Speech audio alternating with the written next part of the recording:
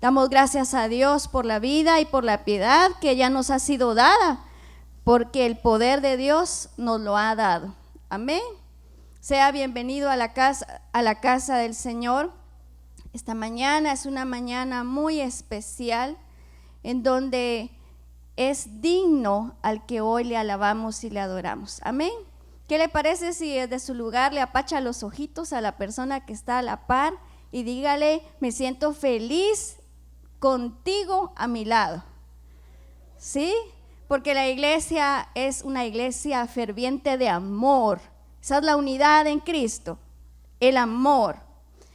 En esta mañana, orando durante la semana acerca de qué podía traer para su iglesia, cuál es ese mensaje que el Señor quiere traer para su iglesia, el Señor traía una palabra para usted y para mí sobre todo.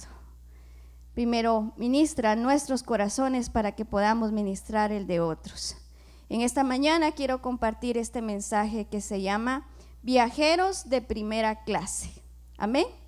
Viajeros de primera clase, y para ello abra su Biblia, encienda su Biblia en el Evangelio de San Juan. Buscamos el capítulo 16.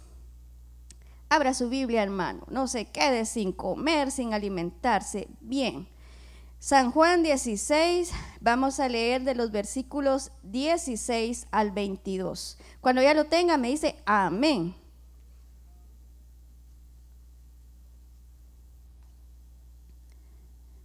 San Juan 16, del 16 al 22. ¿Estamos listos? Gloria al Señor. Leemos en el nombre del Padre, del Hijo y del Espíritu Santo. Estas son palabras de Jesús a sus discípulos.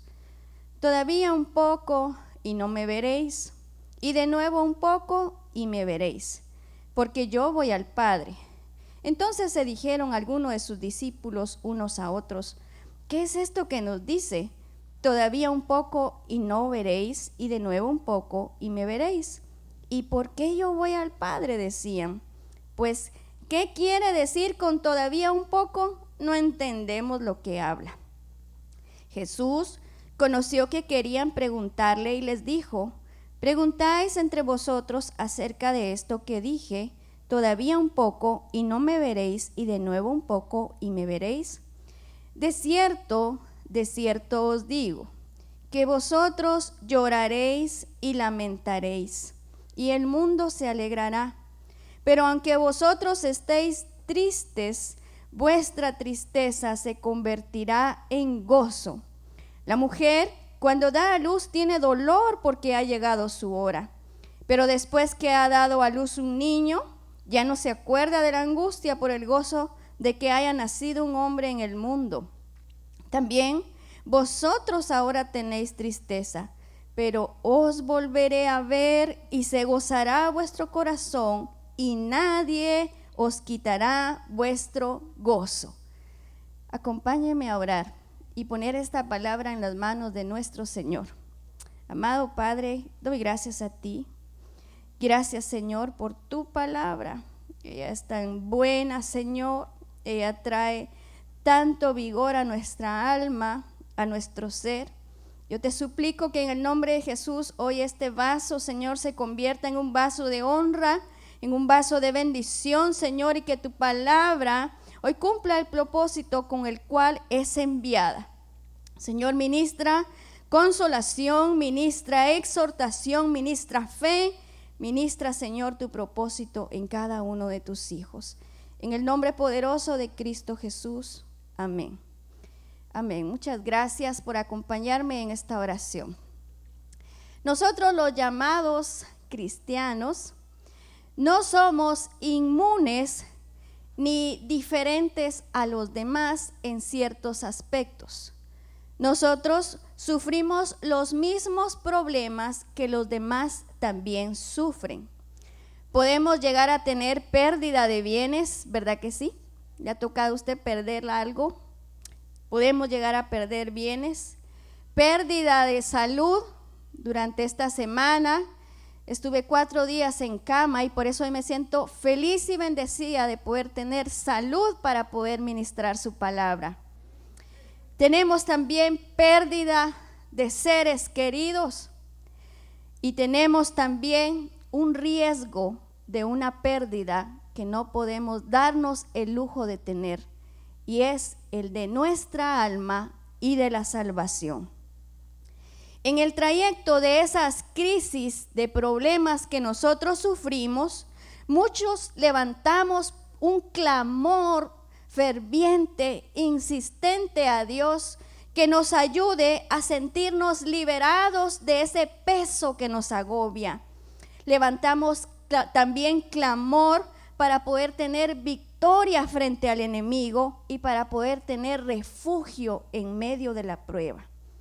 Además, que ese clamor que tanto hacemos por una intervención divina y una respuesta de lo alto, no nos damos cuenta que estamos sumergidos en un avión que se llama la aerolínea El Gozo de la Salvación, la cual, cuando iniciamos las pruebas, los desiertos o los sufrimientos, nos ubica o nos regala un lugar en primera clase.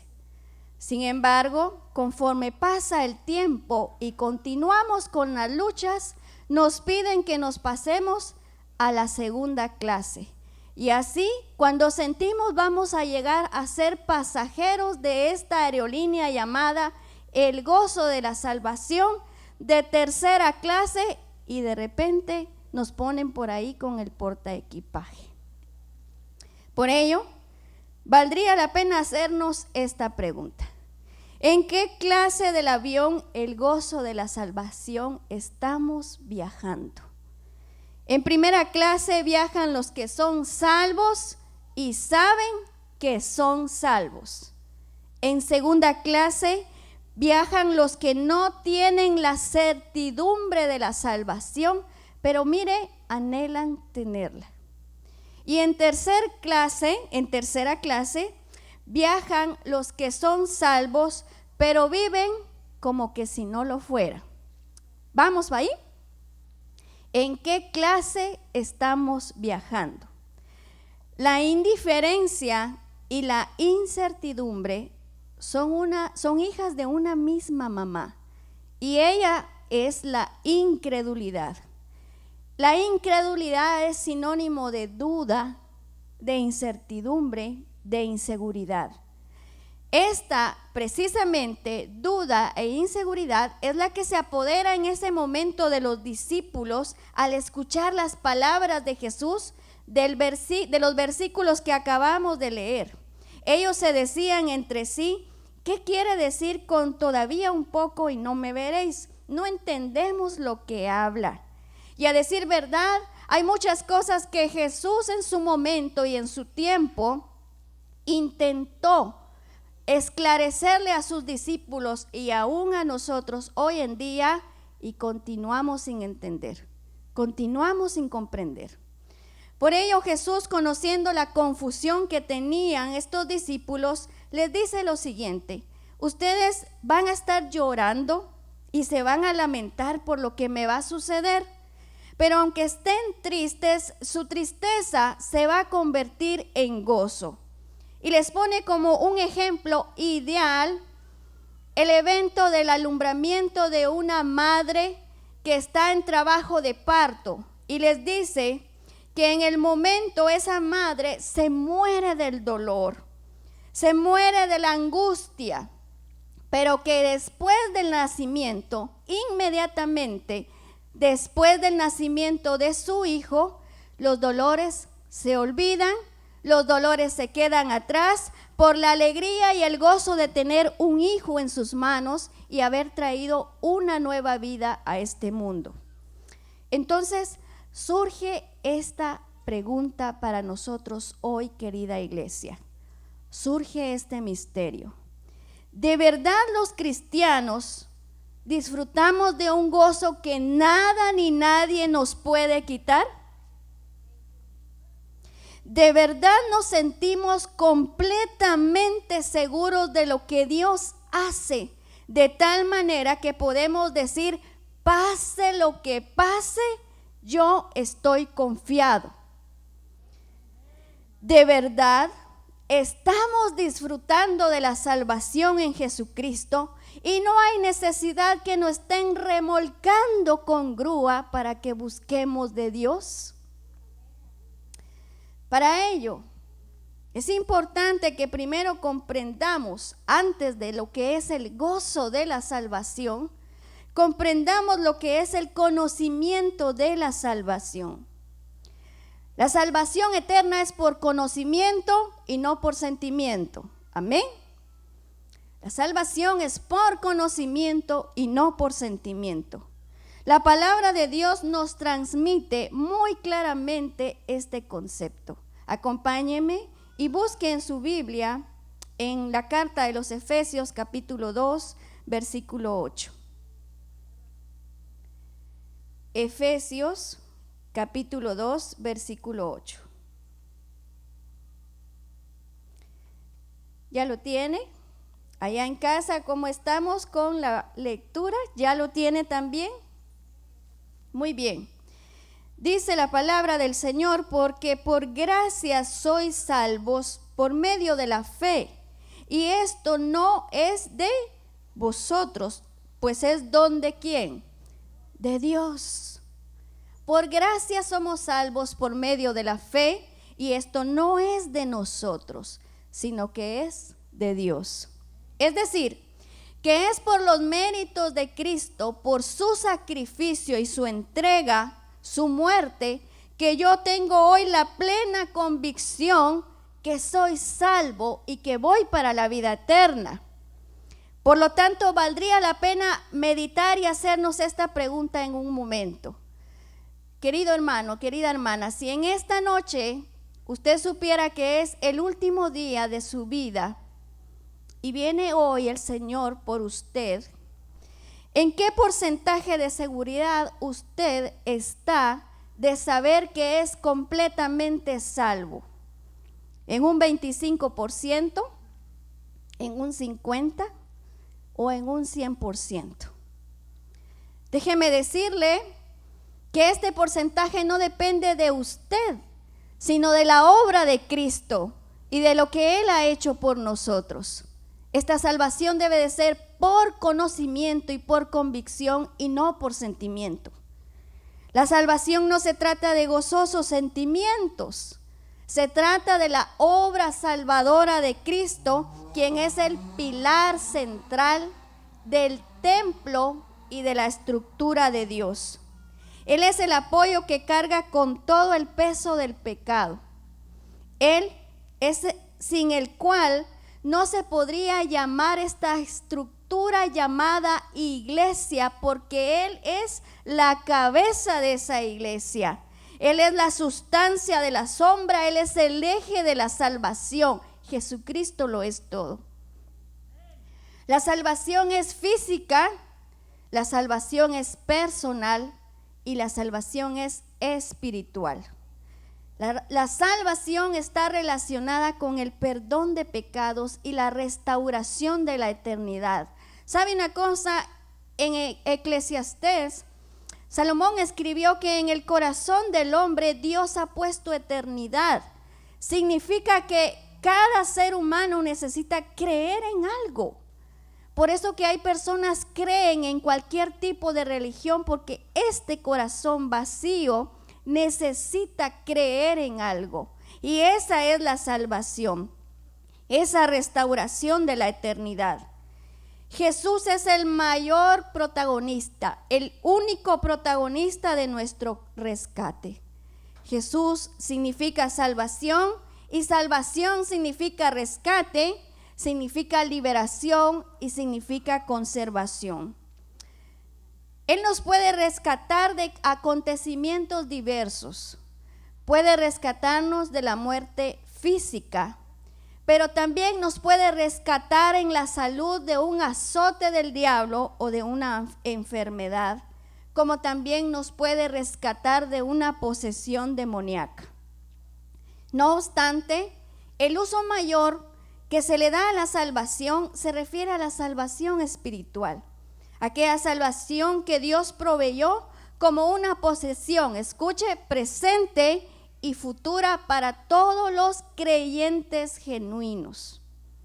Sin embargo, gran parte del pensamiento moderno parece creer que lo que nos hace falta es educación y no salvación, universidad y no una cruz, planificación y estrategias y no un Salvador que haga propiciación por nuestros pecados. Y todo esto se halla en una contradicción directa con las Escrituras. Y es que parece que es allí donde reside el problema del conocimiento de la salvación. ¿En dónde? En el desconocimiento de la salvación, porque tenemos desconocimiento de las Escrituras. Acompáñenme en la primera carta de Juan, capítulo 5, versículo 13. Vamos a leer. Primera carta de Juan, capítulo 5, versículo 13.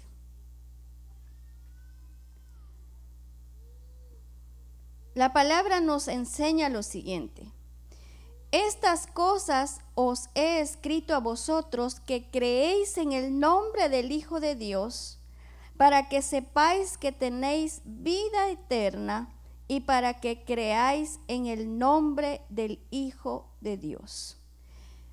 La palabra dice que aquí se nos ha escrito la vida eterna para que nosotros creamos y sepamos que tenemos esa vida eterna. Es decir, el desconocimiento de una salvación segura, abundante y gozosa muy probablemente puede ser el producto de la nula práctica informativa que el creyente debería de tener por medio de la lectura de las Escrituras. Es entonces cuando es pertinente pensar que no se puede valorar, no se puede atesorar aquello que se desconoce. Usted no puede darle el valor a algo, no puede apreciar algo que no conoce. El testimonio verdadero de la palabra de Dios, esa es la que nos da la seguridad de nuestra salvación. La palabra de Dios dice que el que cree es salvo y el que no cree es condenado. Y esto no depende de lo que yo pienso o de lo que yo siento, sino que el que cree es salvo y el que no cree es condenado. Y en los dos casos hay certidumbre, porque así lo dice la palabra de Dios. Y es porque Dios lo dice a través de su palabra. No es cuestión de una fe débil, no es cuestión de una fe fuerte o de grados de fe o de niveles de espiritualidad. No se trata de eso. Se trata de la fidelidad que tenemos y de lo que creemos en la persona que hizo posible esa salvación, y es Jesucristo. En Él confiamos. Esta confianza puede ser de dos tipos de maneras. Podemos ver la confianza, por ejemplo, de una persona que se está ahogando y que se aferra con fuerza al brazo de Jesús para no seguirse hundiendo, como también aquella persona que apenas se arrastra para poder tocar y rozar el borde de su manto. En estos dos casos, las dos son totalmente salvas, porque no depende en nada de lo que ellas están tratando de lograr, de la fuerza con que se agarran o medio rozan el borde del manto, sino se tratan de la obra que Él ya hizo y de lo que yo creo por Él. En segundo lugar, debemos de recordar entonces qué es vivir el gozo de la salvación. Y este es el mensaje que el Señor me pide para ti, iglesia. Cuando Jesús le previene a sus discípulos de su ausencia, expresa esta frase: todavía un poco y no me veréis, y de nuevo un poco y me veréis. No se refería solamente a su ausencia física, al hecho de que ya no lo iban a ver, No se refería solamente en ese momento de la historia a su muerte y a su resurrección. Él también les estaba previniendo de que las tristezas que iban a experimentar, los agobios y las aflicciones que de tiempo en tiempo les iban a tocar vivir, muchas veces eclipsarían el gozo de la salvación, y esa fe encendida que ardía en ese corazón se iba a ir apagando. Que sus corazones iban a entrar en una crisis de fe y que el gozo de la salvación se iba a disecar. Ahora, siendo nosotros salvos, ¿cuántos somos salvos de los que estamos acá? Levanten su mano. Levante su mano, iglesia, los que somos salvos por el Señor. ¿Cómo es posible que en días tengamos altos y bajos? Que hay días en los que nuestra fe es muy fluctuante y nos sentimos encendidos o nos sentimos apagados. Y que muy a menudo incluso podemos llegar a perder ese gozo. Conviene decir que toda persona que ha recibido la salvación también tiene su carne ahí adentro todavía.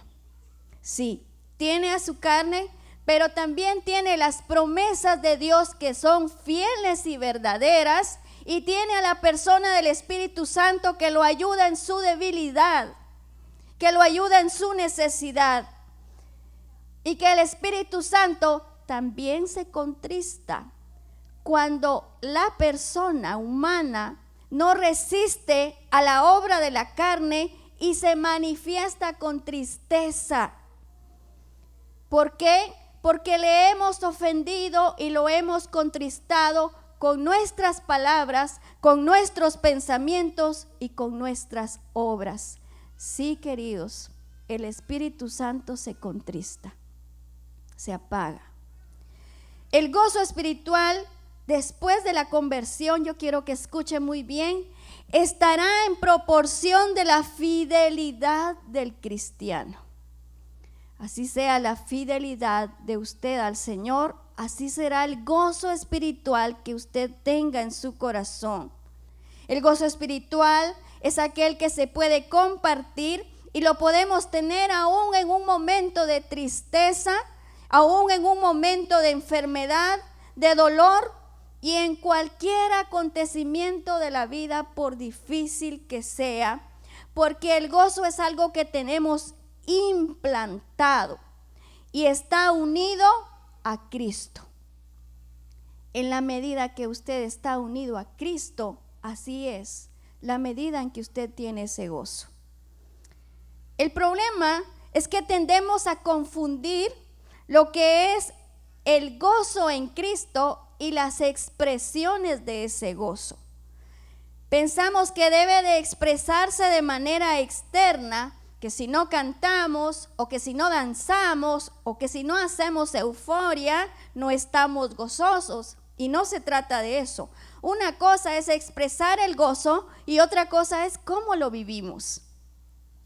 Así que cuando nosotros estamos confiados y agradecidos por estar en Cristo y haber sido perdonados por nuestros pecados, podemos experimentar ese gozo rindiéndonos a su voluntad. ¿Por qué? Porque el solo hecho de confiar en Él ya es una ganancia que trae bienestar y paz para mi vida. Confío en lo que Dios hará y no en lo que yo pienso que hará.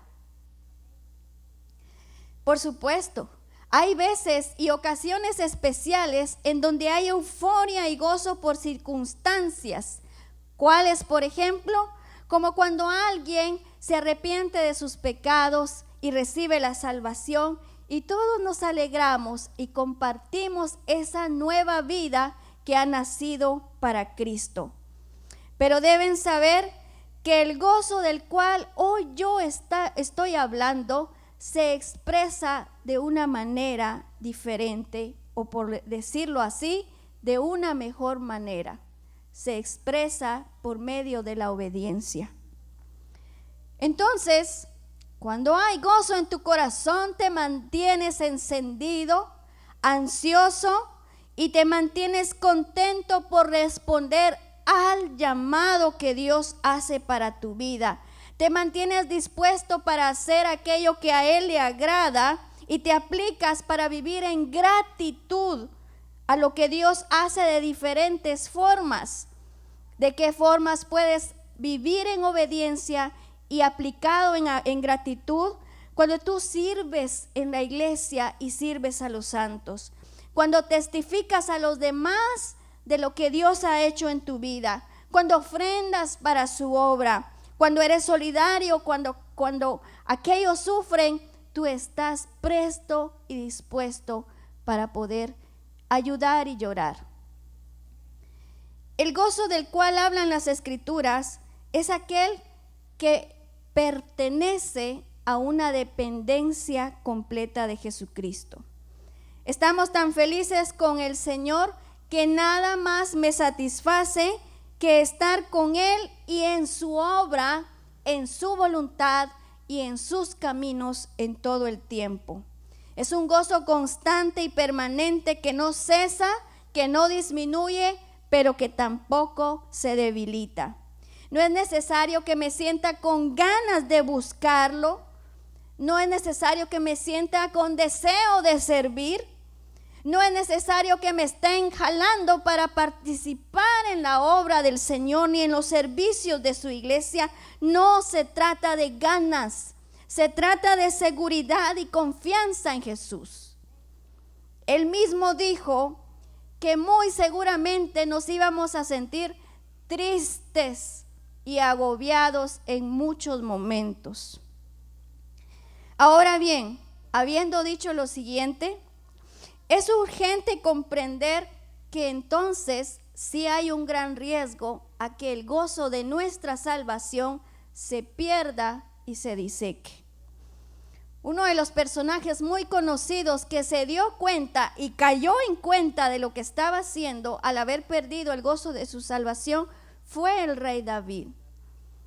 Después que él cayó en adulterio con Betsabé, él escribe el Salmo 51 como una oración de arrepentimiento, como un poema que manifiesta todo lo que él siente en ese momento, pero sobre todo, yo quiero que hoy podamos leer en el versículo 12 de ese Salmo 51 lo que David le dice a su Señor.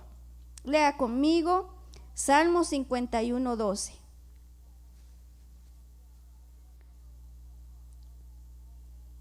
Dice la palabra: vuélveme el gozo de tu salvación. Oiga que dice vuélveme el gozo. No dice vuélveme o devuélveme mi salvación, porque él sabía que no la había perdido. Vuélveme el gozo de tu salvación y espíritu noble me sustente. En este salmo David está triste, está arrepentido, la regó. Lo que él pensaba y sabía que era pecado en poder codiciar la mujer ajena, él llegó a experimentar placer en hacerlo. David metió la pata con ganas, pero él se arrepiente y después del arrepentimiento sabe que ese gozo de su salvación debe volver a buscarlo, debe volver a trabajarlo y encenderlo. Él quiso ir más allá de sus límites, dándole rienda a sus deseos, a sus emociones, y lo único que logró fue llegar al pecado. La vida cristiana no es una vida solamente de emociones y de sentimientos. Hoy tengo ganas de ir, hoy no tengo ganas de orar. Hoy tengo ganas de leer, hoy no tengo ganas de ayunar. No se trata de eso. Y es el problema de los deseos y las emociones los que están arrasando con el gozo espiritual del pueblo del Señor. ¿Cuántas veces hemos avergonzado a nuestro Señor por nuestro comportamiento. Y querida iglesia, estoy muy preocupada. Esta terrible pandemia lo que está haciendo es debilitar y desnutrir la vida espiritual de cada familia. Cada vez más hay matrimonios rotos. He tenido la triste labor de ir de casa en casa con muchos jóvenes que me dicen: quiero irme de casa. Buenos hijos, no le hablo de hijos perdidos, buenos hijos que me dicen: quiero irme de casa porque aquí en casa solo son regaños, solo son gritos. Aquí en casa solo es un ambiente hostil. Se le olvidó a mamá y a papá el amor. Se le olvidó la paciencia. Se le olvidaron los abrazos y los besos. Hoy en día estamos viendo creyentes en la cárcel por deshonestos, por no pagar impuestos, por quedar endeudados, por quedar mal con los alimentos de sus hijos. Se ha olvidado el valor de nuestra salvación y de quién nosotros llevamos dentro. Sin embargo, no todo es tan malo. Dios, que es tan fiel a sus promesas, ha dicho lo siguiente: nuestra tristeza se va a convertir en gozo. ¿Qué quiere decir?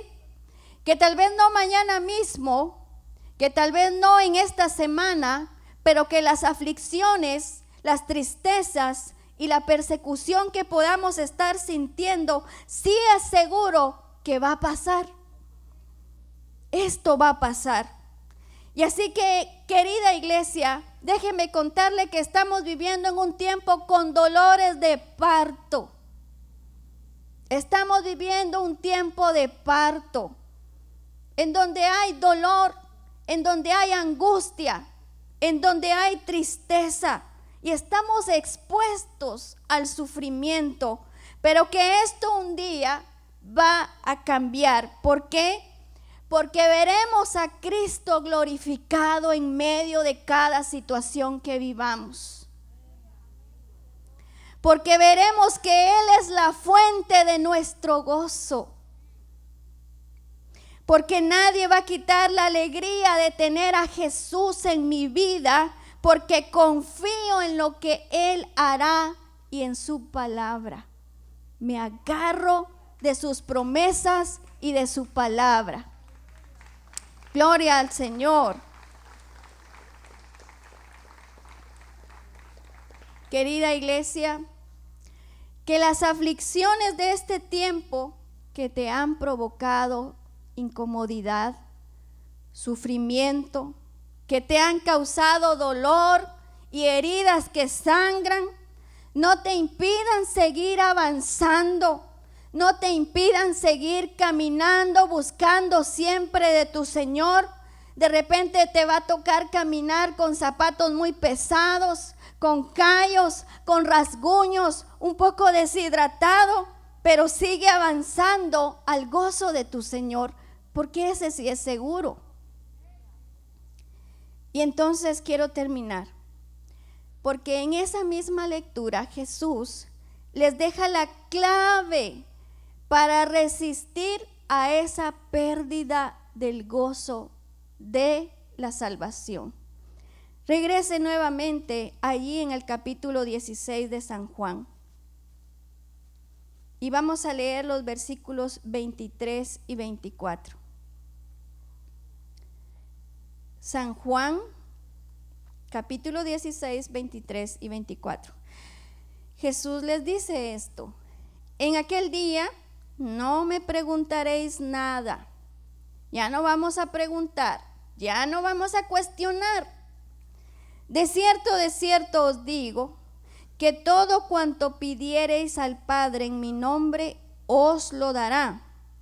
Y hasta ahora de todo me han pedido, dice ahí. No, ¿verdad? Hasta ahora nada habéis pedido en mi nombre. Pedid y recibiréis, para que vuestro gozo sea, ¿qué? Cumplido. ¿De qué está hablando aquí Jesús? Medita un momento, iglesia. ¿De qué está hablando Jesús en este texto? Está hablando de la oración. La oración es el medio para que tu fe, tu comunión y tu gozo permanezca encendido. ¿Qué hacemos cuando oramos? Hablamos con Dios. ¿Cómo escuchamos a Dios? A través de su palabra. Cuando somos hacedores de palabra, ¿qué nos volvemos? Nos volvemos obedientes, y la obediencia siempre trae gozo y bendición a nuestra vida.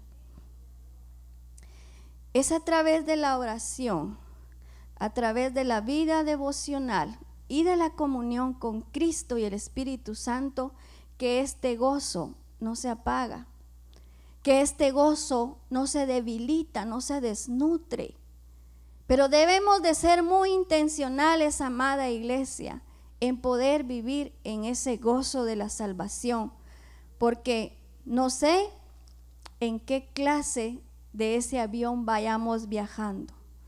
Si todavía vamos en primera clase, con el corazón encendido y ferviente, buscando del Señor en cada momento, sirviéndole, o de repente solo estamos pegando avionazos y en algún momento nos quedamos en la segunda clase, la tercera, o ya nos llevan de plano como polizontes en el portaequipaje. Que Dios nos ayude, querida iglesia. Que el amor no se enfríe a pesar de que el Señor nos lo previno. Busque que el amor de Dios no se enfríe ni en su casa, que es su primera iglesia, ni en su corazón. Póngase de pie. Vamos a orar y vamos a darle gracias al Señor.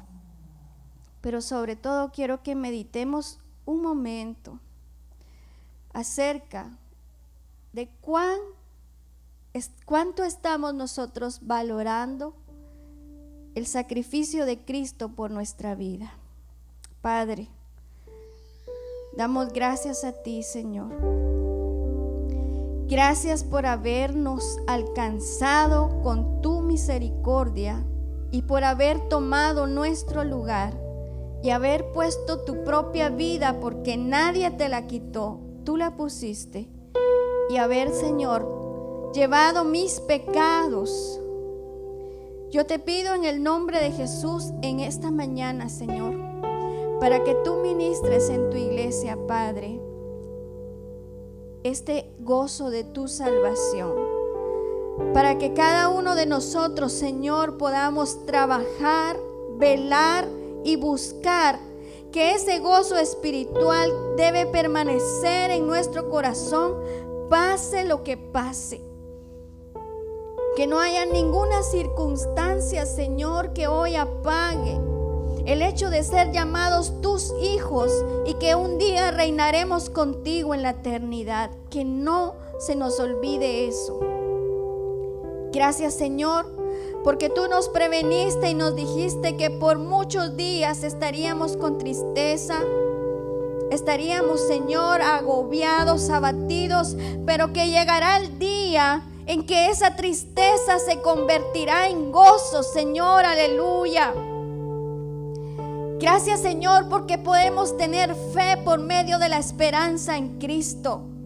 Podemos tener fe por medio de la resurrección, por medio de tu sacrificio, Señor. Que si alguno, Señor, está enfermo, si alguno está abatido, si alguno está desanimado, hoy, Señor, pueda nuevamente encender ese altar, Padre, de adoración, esa búsqueda de ti, Señor, esa vida en comunión, esa vida devocional, que es la que permitirá sobrellevar las aflicciones de este tiempo. Señor, gracias, porque aunque no somos inmunes, Señor, a los problemas y no somos inmunes a las crisis, en medio de esa crisis tú estás con nosotros. Que no se nos olviden tus promesas, que no se nos olvide tu palabra. Señor, ayúdanos a confiar en lo fiel que tú eres para con nosotros. Yo oro, Señor, para que en tu iglesia nuevamente, Señor, este gozo de la salvación se encienda. Que no se apague, Señor, el don del Espíritu. Que no se apague el fervor por buscarte, por servirte, por ser parte de tu reino. Que no se apague, Señor. Ayúdanos a vivir y ser viajeros de este avión que va para la eternidad, pero llegar en primera clase, Señor. No queremos llegar en el portaequipaje. Queremos llegar con gozo. Queremos llegar con gratitud. Queremos llegar, Señor, agradecidos de tener esta vida, Señor. Muchas gracias, Espíritu Santo, por lo que tú estás hoy ministrando, Señor, sobre cada corazón. En el nombre poderoso de Cristo Jesús. Amén y amén. Le damos un aplauso al Señor. Hola, ¿qué tal? Es un gusto poder saludarte ahora. Si deseas recibir a Jesús como tu Salvador, te invito a que repitas esta oración conmigo. Señor Jesús, gracias porque me amas. Entiendo que te necesito. Señor, quiero ser salvo. Te pido perdón. Desde hoy, Señor, te agradezco porque tú me estás salvando. Gracias por darme esa nueva vida. Gracias por escribir mi nombre en el libro de la vida. Señor Jesús, desde hoy te agradezco. Amén. Si tú has hecho esta oración, tú eres una nueva criatura, una hija o un hijo de Dios. Él te ha salvado. Ahora queremos saber acerca de ti. Llámanos a los teléfonos que aparecen en tu televisor.